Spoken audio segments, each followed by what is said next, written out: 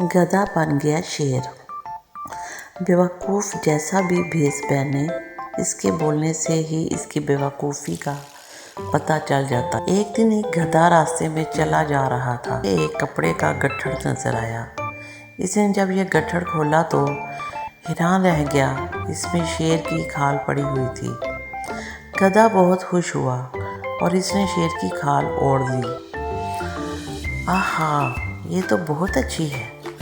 अब मैं कैसा लग रहा हूँ, ये देखने के लिए गधे ने करीबी तालाब में जाकर अपना अक्स देखा। अब मैं शेर बन गया हूँ। अब मैं इन सब को मज़ा चखाऊंगा जो मेरा मजाक उड़ाते थे। गधा भारी कदमों से जंगल में दाखिल हुआ। पहला जानवर जिसने शेर यानी गधे को देखा वो था हिरन। शेर, हिरन कांपते हुए बोला और खौफजदा होकर दरख्तों की तरफ भाग गया। कितना मज़ा आया, गधे ने अपनी कामयाबी पर खुश होकर कहा। इतने में देखा कि बी लोमड़ी आ रही है। इसने जो शेर को देखा तो खौफ से कांपने लगी।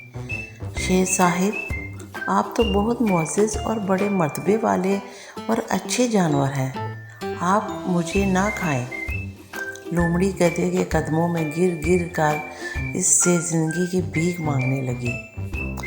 जल्द ही पूरे जंगल में हलचल मच गई कि जंगल में शेर आ गया है। बंदर खौफज़दा होकर एक दरख्त से दूसरे दरख्त पर दौड़ने लगे। खरगोश अपने बिलों में जाकर छुपने लगे।